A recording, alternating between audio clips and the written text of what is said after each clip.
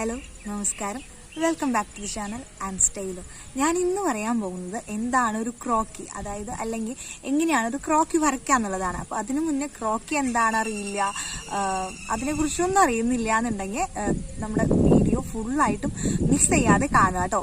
Skip അടിച്ചൊന്നും കാണാതിരിക്കുക കേട്ടോ.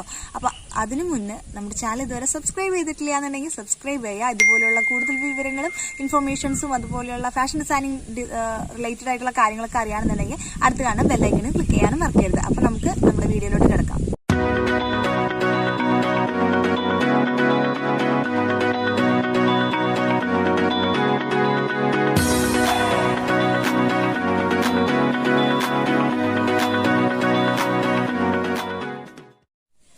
ആയിട്ട് fashion designing പഠിക്കണം എന്ന് ആഗ്രഹമുള്ളവർ, അല്ലെങ്കിൽ ഫാഷൻ ഡിസൈനിങ്ങിനെ കുറിച്ച് ഒരു നോളജ് വേണം എന്നുള്ളവർക്കുണ്ടെങ്കിൽ ഈ വീഡിയോസൊക്കെ കാണാം കേട്ടോ. അപ്പോൾ ക്രോക്കി എന്ന് വെച്ചിട്ടുണ്ടെങ്കിൽ എന്താണ്, ഞാൻ ആദ്യം തന്നെ പറയാം. ക്രോക്കി എന്ന് വെച്ചിട്ടുണ്ടെങ്കിൽ ഒരു സ്കെച്ചാണ്, അതായത് നമ്മുടെ ഡ്രസ്സൊക്കെ ഡിസൈൻ ചെയ്യാൻ വേണ്ടി നമ്മൾ വരയ്ക്കില്ലേ, അപ്പോൾ അതിന് യൂസ് ചെയ്യുന്ന ടേം ആണ് ക്രോക്കി എന്ന് വെച്ചിട്ടുണ്ടെങ്കിൽ. ആ ഒരു ഫിഗറിനെയാണ് നമ്മൾ ക്രോക്കി എന്ന് പറയുന്നത്. അത് പല സൈസിൽ വരുന്നുണ്ട്. 8 ഹെഡ്, 10 ഹെഡ്, 12 ഹെഡ്, അങ്ങനെ പല സൈസ് അളവിലുകൾ വരുന്നുണ്ട്. നമ്മളിപ്പോൾ ഉപയോഗിക്കുന്നത് എന്ന് വെച്ചിട്ടുണ്ടെങ്കിൽ ഒരു സ്റ്റാൻഡേർഡ് ഫിഗർ എന്ന് വെച്ചിട്ടുണ്ടെങ്കിൽ 10 ഹെഡാണ്, അതായത് 10 ഇഞ്ചിലാണ് ആ അളവ് വരുന്നത്. കുറേ പേർക്ക് ഫാഷൻ ഡിസൈനിങ് പഠിക്കണം എന്ന് ആഗ്രഹമുണ്ട്. പക്ഷെ അവർക്കുള്ളൊരു ഡൗട്ട് എന്ന് വെച്ചിട്ടുണ്ടെങ്കിൽ ഇതിന് ഡ്രോയിങ് അറിയണോ, അതുപോലുള്ള സ്റ്റിച്ചിങ് അറിയണോ, അങ്ങനത്തെ കുറേ കാര്യങ്ങളൊക്കെ ഡൗട്ട് ഉണ്ട്. അപ്പോൾ ഡ്രോയിങ് അറിയുന്നുണ്ടെങ്കിൽ നല്ലതാണ്, നമ്മുടെ കഴിവ് കൂടുതലുണ്ടെങ്കിൽ നല്ലതാണ്. ഇപ്പോൾ അറിയില്ല എന്ന് വെച്ചിട്ടും ബുദ്ധിമുട്ടേണ്ട കാര്യമില്ല. കാരണം എന്ന് വെച്ചിട്ടുണ്ടെങ്കിൽ നമ്മൾ ഡ്രസ്സ് ഡിസൈൻ ചെയ്യുന്നതെന്ന് വെച്ചിട്ടുണ്ടെങ്കിൽ ഇതുപോലുള്ള ക്രോക്കി മേളാണ്. അതാണ് ഞാൻ ഇന്ന് പറഞ്ഞു തരാൻ പോകുന്നത്. അത് നമ്മൾ വരയ്ക്കുന്നതെന്ന് വെച്ചിട്ടുണ്ടെങ്കിൽ നമുക്ക് കറക്റ്റ് ആയിട്ടുള്ള മെഷർമെന്റ്സ് ഉണ്ട്. അപ്പോൾ ആ മെഷർമെന്റ്സ് നമുക്ക് മനസ്സിലാക്കി ചെയ്യുകയാണെങ്കിൽ നമുക്ക് ഈസി ആയിട്ട് നമുക്ക് ക്രോക്കി വരയ്ക്കാൻ പറ്റും. അത് ഡ്രസ്സുകളും ഡിസൈൻ ചെയ്യാൻ പറ്റും. അതുപോലെ തന്നെയാണ് സ്റ്റിച്ചിങ്ങിന്റെ കാര്യം വരുന്നത്. കാരണം എന്ന് വെച്ചിട്ടുണ്ടെങ്കിൽ നമുക്ക് അവിടെ ചെന്നിട്ടുണ്ടെങ്കിൽ അവർ ബേസിക് ആയിട്ടുള്ള കാര്യങ്ങളൊക്കെ പഠിപ്പിച്ചു തരും. അതുകൊണ്ട് അത് ഓർത്ത് പേടിക്കണ്ട കേട്ടോ. പിന്നെ ഇതിന് മുന്നത്തെ വീഡിയോയിൽ എന്നോട് 2 ഡൗട്ട് ചോദിച്ചതെന്ന് വെച്ചിട്ടുണ്ടെങ്കിൽ ഏജ് ലിമിറ്റ് ഉണ്ടോ എന്ന് ചോദിച്ചിട്ടുണ്ടായിരുന്നു. ഏജ് ലിമിറ്റ് ഇല്ല കേട്ടോ. ഞാൻ നോക്കിയപ്പോൾ അതിൽ ഏജ് ലിമിറ്റ് ഒന്നും കാണിക്കുന്നില്ല. പിന്നെ ഒരു സിലബസിനെ കുറിച്ച് പറയാൻ പറഞ്ഞിട്ടുണ്ട്. അത് ഞാൻ എൻ്റെ വരുന്ന ഒരു വീഡിയോയിൽ ചെയ്യാം കേട്ടോ. അപ്പോൾ നമുക്ക് ക്രോക്കി എങ്ങനെ വരയ്ക്കാന്നുള്ള വീഡിയോയിലോട്ട് കിടക്കാം. അപ്പോൾ നമുക്ക് സ്റ്റാർട്ട് ചെയ്യാം കേട്ടോ. അപ്പോൾ ആദ്യം തന്നെ ഞാൻ എടുത്തേക്കുന്നത് ഒരു A4 സൈസിലുള്ളൊരു ഷീറ്റാണ് എടുത്തേക്കുന്നത്. നമുക്ക് വേറെ ആവശ്യമുള്ള കാര്യങ്ങൾ എന്ന് വെച്ചിട്ടുണ്ടെങ്കിൽ ഒരു സ്കെയിലും, വലിയ സ്കെയിലാണെങ്കിൽ അതായിരിക്കും കേട്ടോ നല്ലത്. പിന്നെ ഒരു പെൻസിലും വേണമെന്നുണ്ടെങ്കിൽ നമുക്ക് റബ്ബറും യൂസ് ചെയ്യാം കേട്ടോ, ആവശ്യം വരാണെങ്കിൽ. അപ്പോൾ അതിൽ ഞാനിപ്പോൾ ഒരു സ്ട്രെയിറ്റ് ആയിട്ടൊരു ലൈൻ വരച്ചിട്ടുണ്ട്. ഇനി നമുക്കിതുപോലെ മാർക്ക് ചെയ്ത് കൊടുക്കണം. 0 തൊട്ട് 10 വരെയാണ് നമുക്ക് മാർക്ക് ചെയ്ത് കൊടുക്കേണ്ടത്. ഞാനിപ്പോൾ താഴത്തു നിന്നാണ് മാർക്ക് ചെയ്തേക്കുന്നത്. അത് കുഴപ്പമില്ല, നിങ്ങൾക്ക് എങ്ങനെയാണ് പറ്റുന്നത് വെച്ചിട്ടുണ്ടെങ്കിൽ മുകളിൽ നിന്ന് 0, 1, 2 അങ്ങനെ 10 വരെ നമുക്ക് ഇതുപോലെ അടയാളപ്പെടുത്തി കൊടുക്കാം കേട്ടോ. ഇഞ്ചില്ലേ, അതാണ് നമ്മൾ അടയാളപ്പെടുത്തുന്നത്.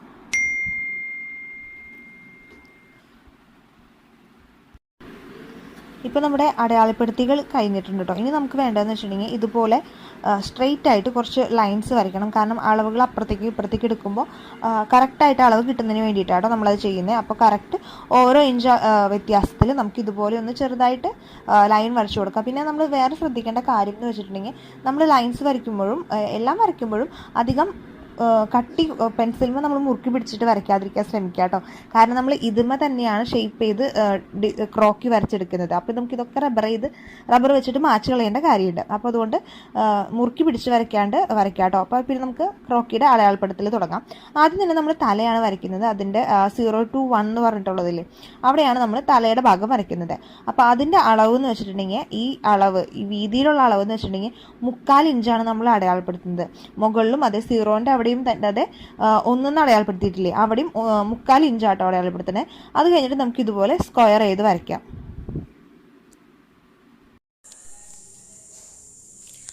അപ്പോൾ നമ്മൾ അവിടെ സ്ക്വയർ ചെയ്ത് വരച്ച് കഴിഞ്ഞിട്ടുണ്ട്. ഇനി നമുക്ക് താഴോട്ടുള്ള അളവുകൾ നോക്കാം കേട്ടോ. അടുത്തത് വരുന്നത് വെച്ചിട്ടുണ്ടെങ്കിൽ നമ്മുടെ കഴുത്തിൻ്റെ ഭാഗമാണ്. കഴുത്തിൻ്റെ ഭാഗത്തിന് ടോട്ടലായിട്ട് ഒരു 4 ഇഞ്ചിൻ്റെ ആവശ്യമേ ഉള്ളൂ. ആ സെൻറ്റർ പോയിന്റിൽ നിന്ന് അങ്ങോട്ടും ഇങ്ങോട്ടും കൂട്ടിച്ചേർത്തിട്ട് ഒരു 4 ഇഞ്ച് കേട്ടോ. അതുപോലെ തന്നെ ഇറക്കവും അതിൻ്റെ വരുന്നതെന്ന് വെച്ചിട്ടുണ്ടെങ്കിൽ 4 ഇഞ്ചാണ്. അപ്പോൾ നമ്മുടെ ലൈൻ വരയ്ക്കുമ്പോൾ 1.25 ഇഞ്ചിൻ്റെ അവിടെ വരും നമ്മുടെ കഴുത്തിൻ്റെ അളവ് വരുന്നത് കേട്ടോ. അപ്പോൾ അതൊന്ന് നോക്കി വരയ്ക്കുക. നമ്മൾ ഷേപ്പ് ചെയ്ത് വരയ്ക്കുമ്പോൾ കഴുത്തിന് ഇത്രയും വീതി വണ്ണം വരില്ല കേട്ടോ. അത് കഴിഞ്ഞിട്ട് നമുക്ക് വേണ്ടത് 1.5 ഇഞ്ചിലുള്ള ഒരു മാർക്കിംഗ് ആണ്. അത് നമുക്ക് ഷോൾഡറിന് വേണ്ടിയിട്ടാട്ടോ നമ്മൾ യൂസ് ചെയ്യുന്നത്. ആ ഭാഗത്താണ് നമ്മൾ ഷോൾഡർ വരയ്ക്കുന്നത്. ഷോൾഡറിൻ്റെ അളവെന്ന് വെച്ചിട്ടുണ്ടെങ്കിൽ 3/4 ഇഞ്ചാണ് ഓരോ സൈഡിലോട്ടും വരുന്നത്. അപ്പോൾ അത് നമുക്ക് 2 സൈഡിലോട്ടും 3/4 ഇഞ്ച് വീതം മാർക്ക് ചെയ്ത് കൊടുക്കാം. ഞാൻ ആദ്യം പറഞ്ഞതുപോലെ തന്നെ നമുക്ക് ഡ്രോയിങ് അറിയണമെന്ന് നിർബന്ധമൊന്നുമില്ല കേട്ടോ. ഇതുപോലെയുള്ള മെഷർമെൻറ്റ്സ് വെച്ചിട്ട് നമുക്ക് ക്രോക്കി ഈസി ആയിട്ട് വരയ്ക്കാം. അതുപോലെ തന്നെ ആ ക്രോക്കി വെച്ചിട്ടുണ്ടെങ്കിൽ നമുക്ക് ഡ്രസ്സും ഡിസൈൻ ചെയ്യാനായിട്ട് എളുപ്പമാണ്.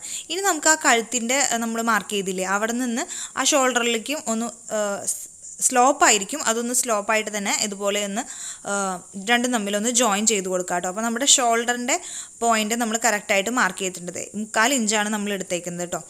അതിനുശേഷം നമുക്ക് വരുന്നത് വെച്ചിട്ടുണ്ടെങ്കിൽ 3.5 ഇഞ്ചിലാണ്, അതായത് 3ൻ്റെ 4ൻ്റെ നടുക്കിൽ.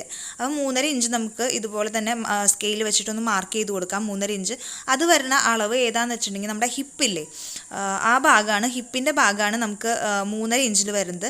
അതിൻ്റെ അളവ് എന്ന് വെച്ചിട്ടുണ്ടെങ്കിൽ ഓരോ സൈഡിലോട്ടും 1/2 ഇഞ്ച് വീതമാണ് കേട്ടോ.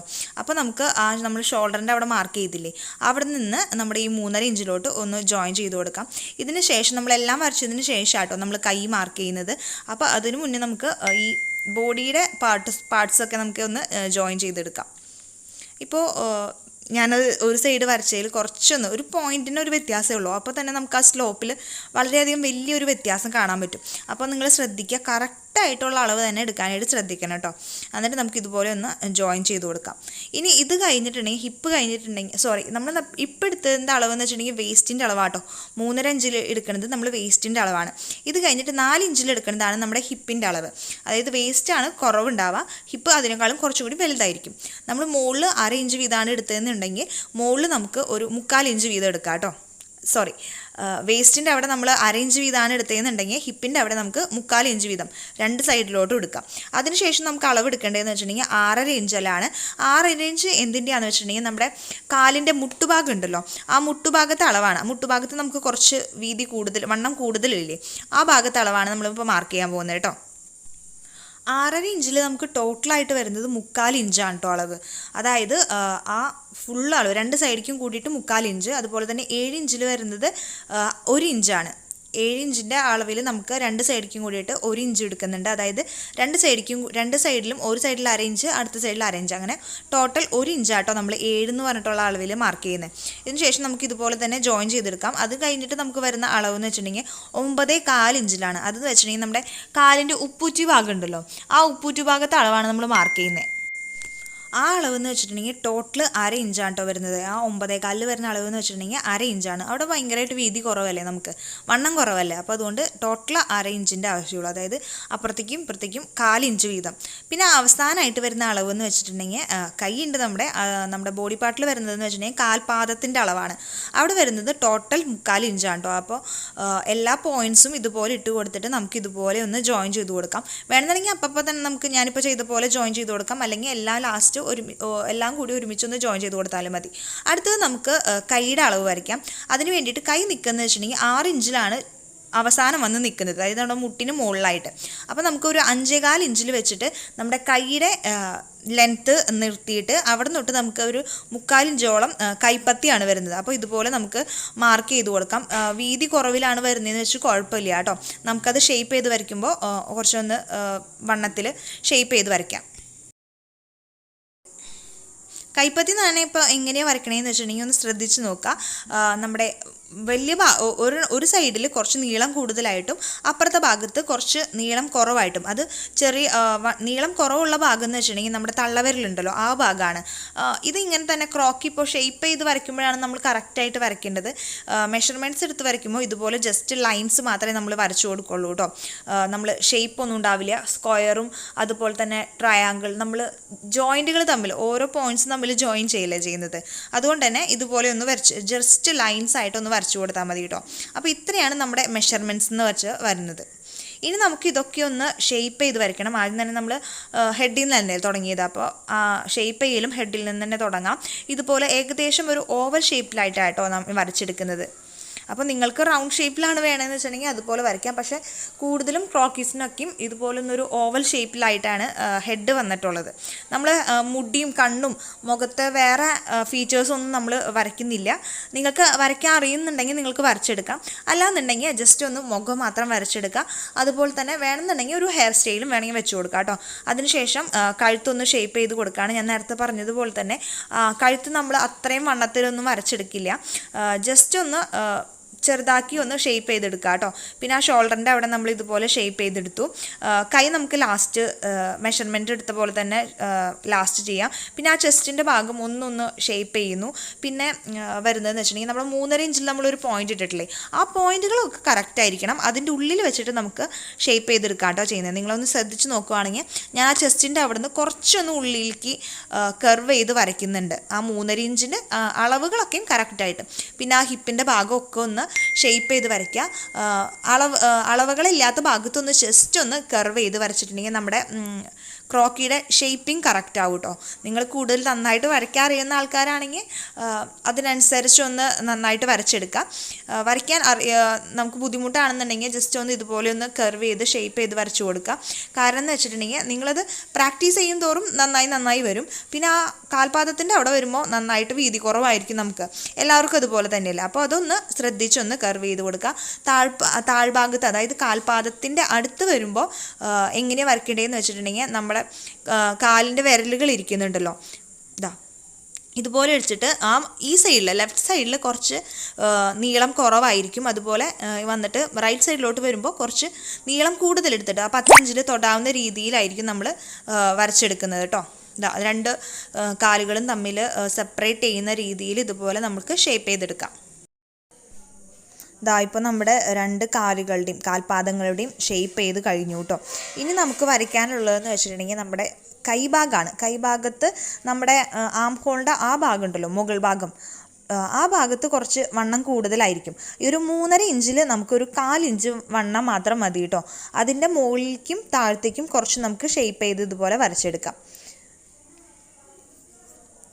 ആ കൈപ്പത്തി ജോയിൻ ചെയ്യുന്ന ഭാഗത്തും അതുപോലെ തന്നെ ഒരു 3.5 ഇഞ്ചിലും നമുക്ക് വണ്ണം കുറവ് മതി. ബാക്കിയുള്ള സൈഡുകളിലൊക്കെ നമുക്ക് കുറച്ച് ഷേപ്പ് ചെയ്ത് വരച്ചെടുക്കാം. ഇതിന് നമ്മൾ കൈപ്പത്തിയാണ് വരയ്ക്കുന്നത്, നമ്മൾ വിരലുകൾ വരയ്ക്കുന്നില്ലേ, അതുപോലെ ജസ്റ്റ് ഒന്ന് വരച്ചു കൊടുക്കാം കേട്ടോ. അപ്പോൾ പിന്നെയെന്ന് വെച്ചിട്ടുണ്ടെങ്കിൽ നമ്മൾ ആവശ്യമില്ലാതെ ആദ്യം വരച്ചെടുക്കുന്ന ലൈനുകളുണ്ടല്ലോ, അതൊക്കെ ഒന്ന് മാർക്ക് ചെയ്ത് മാച്ച് കളയാം. അപ്പോൾ ഇതാണ് നമ്മുടെ ക്രോക്കി ഫൈനൽ ലുക്ക്. എല്ലാവർക്കും ഇഷ്ടപ്പെട്ടു എന്ന് വിചാരിക്കുന്നു, മനസ്സിലായെന്ന് വിചാരിക്കുന്നു.